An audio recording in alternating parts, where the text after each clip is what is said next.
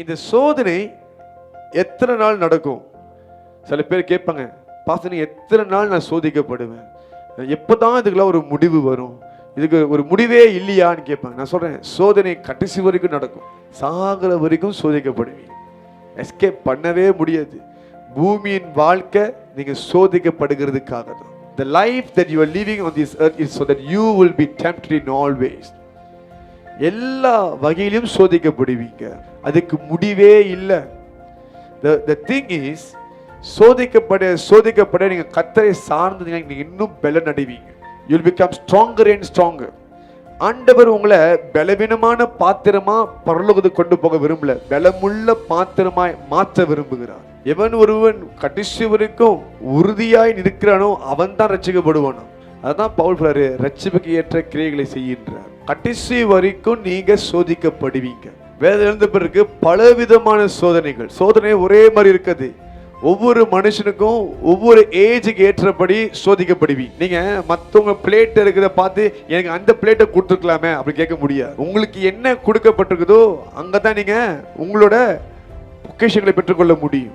எல்லாத்துக்கும் ஒரே மாதிரியான சோதனைகள் அல்ல. ஆனா ஒவ்வொருத்தரும் பலவீனத்துக்கு ஏற்றபடி திராணிக்குப்படி கர்த்தர் சோதனைகளை தருகிறார். நம்ம வயசுக்கு ஏற்றபடி சோதனை உண்டாகும். யோசேப்பு அவன் 17 வயசு இருக்கும் பொழுது பொத்திப்பேரோட மனைவினால் சோதிக்கப்படுகிறான். அந்த 17 வயசு அப்படின்னு சொல்லும் பொழுது அது ஒரு இச்சையான வயசு. என்ன வயசு அது? அந்த வயசுல எல்லாத்தையுமே ட்ரை பண்ணி பார்க்கணும், எல்லாத்தையுமே நம்ம அனுபவித்து பார்க்கணும் தோணும். இளம் ரத்தம், இளம் ரத்தம்னுவாங்க. ரொம்ப வேகமா இருப்பாங்க, எல்லாத்தையும் ஸ்பீடா இருப்பாங்க. அதாவது சிலருக்கு 30 வயசு 25 வயசுக்கு மேல நிதானம் அந்த வயசுல இருக்காது. எல்லாமே தெரிஞ்சுக்கணும், எல்லாத்தையுமே நான் புரிஞ்சுக்கணும், எல்லாத்தையும் அனுபவித்து பார்க்கணும்னு நினைக்கிற ஒரு வயசு தான் அந்த வயசு. அந்த வயசுல அவன் சோதிக்கப்படும் பொழுது நீங்க நினைக்காதீங்க அது முதல் முறையா நடந்த சோதனை அல்ல, பல தடவை சோதிக்கப்பட்டிருக்கிறான். அங்க எழுதப்பட்டிருக்குது, அவன் அடிக்கடி வகை தேடினாலாம். இதுக்கு அவனை கூட இழுத்துட்டு போறதுக்காக. ஆனா அவன் என்ன பண்ணியிருக்கிறான், அங்க அந்த இடத்துல தடுமாற்றம் உண்டாயிருக்குது. என்ன உண்டாயிருக்குது? தடுமாற்றம். We must read the Bible very practically, okay? ஒரு வாலிபனா அவனுக்கு அங்க நிறைய தடுமாற்றம் உண்டாயிருக்குது. பல இடங்கள்ல அவன் விழுகிற அளவுக்கு போயிருக்கிறான். ஆனா ஆண்டவரோட நினைவு அவன் மைண்ட்ல இருக்குது. ஆண்டவர் விதமா தப்பு பண்ணிடக்கூடாது, நம்ம தப்பு சும்மா எதுக்கு நம்மளுக்கு ஆண்டவர் கை விட்டுருவாரு, என் காரியம் வாய்க்காதுன்னு சொல்லி அந்த ஒரு பயம் அவனுக்கு இருந்துகிட்டே இருந்துச்சு. அதனால தான் கடைசியா ஒரு டைம்ல பாத்தீங்கன்னா ஒரு இறையில அவன் மாற்றான். அந்த இடத்துல அவன் கையை பிடிச்சு இழுக்கும் பொழுது அவன் உதறிட்டு ஓடுறான். இப்ப உண்மையா இவன் அதெல்லாம் கோத்துமுன அவன் இருக்கிற இடத்துக்கு அவன் போயிருக்கவே மாட்டான்.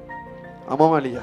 ஆனா அப்பப்ப அவனை அறியாம அவன் என்ன பண்றான், அந்த இடத்துக்கு ஓடிடுறான், அந்த இடத்துக்கு அவன் போயிடுறான். அவனுக்குள்ள இருக்க இச்சை அவனை இழுத்துக்கிட்டு போகுது. இன்னொரு பக்கம் தேவ பயம் தடுத்து நிப்பாட்டுது. And at the end he chose the fear of God and he flee from that place. நீங்க நிறைய வாலிபர்களுக்கு இருக்கிற பிரச்சனை தான்.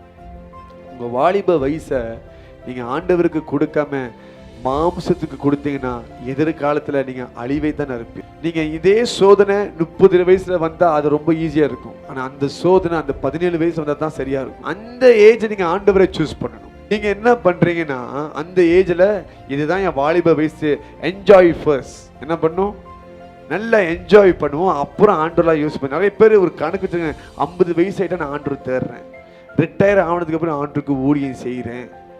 உன்னுடைய இள ரத்தத்தை கர்த்தருக்கு கொடு, வாலிப வயசு ஆண்டவருக்கு கொடு, உன் பலத்தை ஆண்டவருக்கு கொடு.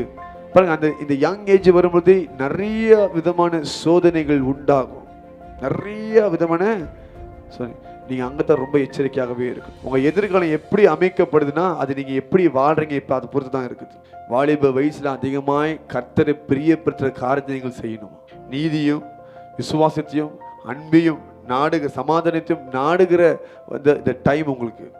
பட் இல்லை, I want to enjoy my life சொல்லி போனீங்கன்னா ஃபியூச்சர்ல distraction is waiting for you. அழிவு அங்கே காத்துட்டு இருக்குன்ற அர்த்தம். ஹல்லேலூயா. அப்போ ஒரு வாலிபனா வாலிப இச்சை உண்டாகும். ரெண்டாவது ஒரு கேட்டகரி பார்த்தீங்கன்னா இந்த 25லேருந்து 35 40 அப்படின்னு சொல்லலாம். இது திருமணம் பண்ணவங்களுக்கு. யாருக்கு? திருமணம் பண்ணவங்களுக்கு. தாவீது பாருங்க, 30 வயசு ஆச்சு தாவீதுக்கு. ஓகே, வாலிபனா இருக்கும் பொழுது எல்லாம் கரெக்டாக இருந்தான். ஆனால் 30 வயசு ஆனதுக்கு அப்புறம் இப்போ இவன் யோசனை மாறிடுச்சு. இவனுக்கு நிறைய மனைவி இருக்கிறாங்க, நிறையா மனைவி இருக்கிறாங்க. ராஜா வசி அவனுக்கு நிறைய மனைவி இருக்கிறாங்க, இல்லைன்னு சொல்ல. ஆனா 30 வயசு ஆகும் பொழுது வேற ஒருத்தரோட மனைவியை பார்க்கறான். இங்க இந்த காரியத்துல சோதிக்கப்படுகிறான். You don't see as your partner attractive anymore. உங்க லைஃப் பண்ண உங்களுக்கு அட்ராக்டிவ் ஆனா, but when you look at someone's spouse, மற்றவங்களோட லைஃப் பண்ண பார்க்கும்பொழுது அட்ராக்டிவா தெரியுது. This is how the devil will tempt you. சாத்தான் இப்படி தான் உங்களை சோதிப்பான். நீங்க பாருங்க இவன் என்ன பண்றான், குளிச்சுட்டு இருக்கிற ஒரு ஸ்திரீ, அதுவும் வேற ஒருத்தனுடைய மனைவியை காமிக்கிறான், பிசாசு காமிக்கிறான். தாவீது அதை பார்க்கிறான். And that's why it was wrong. You don't understand the devil is sending spirits into your home, into your marriage. உங்க குடும்பத்துக்குள்ள ஆவிகளை அனுப்பி குடும்பத்தை பிரிக்கக்கூடிய காரியத்தை செய். This is what you should understand about temptation. அவன் 17 வயசுல வேற மாதிரி இருந்தான். ஓகே, இப்போ 30 வயசுல இவனுக்கு வேற ஒரு டெம்டேஷன் உண்டாகுது. ஒவ்வொருத்தரும் ஒவ்வொரு ஏஜுக்கு ஒவ்வொரு மாதிரியான ஒரு டெம்டேஷனை கோத்ரூ பண்ணுவாங்க. இன்னொரு பக்கம் பார்க்குறோம், நம்ம ஒரு திருமணம் பண்ண மனுஷனாக இருக்கணும் பொழுது, ஓகே, அனனியா சபீரா நம்ம பார்க்குறோம், ஒரு பெரிய தொகையை ஆண்டு கொண்டு வரதுக்கு திட்டம் வச்சிருக்கிறான். ஆனால் ஃபேமிலியோட கமிட்மெண்ட், அவனுக்கு பிள்ளைங்க தான் எழுது கிடையாது, கமிட்மெண்ட் அப்படி பார்க்கும் பொழுது அவனுக்கு அது விற்கிறதுக்கு, அது அந்த மொத்த காசை கொடுக்கறதுக்கு மனசு வரல. ஏன் மனசு வரல? பர்சனல் திங்ஸ் அவன் யோசிக்கிறான். சம்டைம்ஸ் யூ சி ஃபைனான்ஷியல் ரீதியில் கூட டெஸ்ட் உண்டாகும். பணத்தை நிமித்தம் சோதிக்கப்படுவீங்க. where you will put your faith more on your money than on God. ஆண்டவர் மேல விசுவாசத்தை வைக்கிறதை பார்க்கலாம், உங்களுக்கு உங்களோட பணத்து மேல அதிக விசுவாசம் இருக்கும். இது இல்லாம ரொம்ப கஷ்டம், யாரும் மதிக்க மாட்டாங்க. சில பேர் சொல்லுவாங்க, பணம் இல்லைன்னா தெய்வம் கூட மதிக்காதான். யாருங்க அப்படி சொன்னா? எந்த அதிகாரத்தில் அப்படி எழுதப்பட்டிருக்குது? அந்த பணம் கர்த்தரோட பார்வைக்கு முன்பாக ஒன்றும் இல்லை. நான் எப்போதும் சொல்றது போல, ஆண்டவர் நினைச்சா ஒரே நாள்ல நீங்க வைத்திருக்க பணத்துக்கு வேல்யூ இல்லாம ஆக்கிட முடியும். Money is nothing before the Lord. Don't worship your money. Hallelujah. So this is what you should understand. Hallelujah. And இன்னொரு பக்கம் பார்த்தீங்கன்னா, உங்க வாழ்க்கையில் அடிக்கடி சிலர் எழும்புவாங்க, ஒவ்வொரு காலத்துக்கும் எழும்பிக்கிட்டே இருப்பாங்க. இவங்க எப்படின்னு பார்த்தீங்கன்னா, நீங்க ரொம்ப பொறுமைசாலியா இருப்பீங்க, ரொம்ப அமைதியான ஒரு மனுஷனா இருப்பீங்க, ஓகே. ஆனா உங்களை எப்படியாவது சோதிச்சு, ஓகே, உங்களை ஒரு கெட்டவனா மாத்திடுவாங்க. அந்த மாதிரி நம்மளோட வாழ்க்கையில சில பேர் இருப்பாங்க, உங்களை மேக்சிமம் ட்ரிகர் பண்ணி, மேக்சிமம் ப்ரோவோக் பண்ணி, உங்களுக்குள்ள மறைஞ்சிட்டு இருக்கிற சிங்கத்தை வெளியே கொண்டு வந்துடுவாங்க. நீங்களும் நல்லவனா இருக்கணும் முயற்சி எடுப்பீங்க. ஐயோ நீங்க நான் எதுவுமே பண்ணிடக்கூடாது, பேசிடக்கூடாது, எப்படியும் அந்த ஒரு ஆளு உங்க வாழ்க்கையில இருப்பாங்க.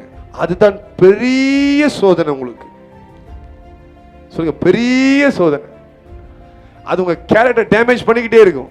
There will be people, but one thing I'm telling you, என்ன மாதிரி ஆளா இருந்தாலும், your character is not your own character, it's Christ's character.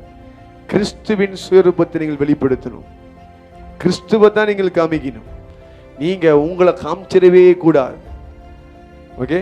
பழைய மனுஷன் சாகணும், புதிய மனுஷன் தான் ஜீவிக்கணும். All of you will have this person. This is what you should understand. இந்த மாதிரி நம்மளோட வாழ்க்கையில சில பேர் இருப்பாங்க, நம்மளை எப்படியாவது ட்ரிகர் பண்ணுவோம். They are the real test. You can't escape that. அது நீங்க எஸ்கேப் பண்ணவே முடியாது. But one thing I will tell you, கிறிஸ்துவ தான் நீங்க எப்போதுமே வெளிப்படுத்தணும். பாதி பேர் கண்கள் சுற்றி அப்படி இப்படின்னு போகுது. சபையில இருக்கிறாங்களோ அந்த மாதிரி ஆட்கள், உங்களுக்கு கர்த்தர் தான் உங்களை பாதுகாக்கணும். கர்த்தர் நல்லவர். ஹல்லேலூயா.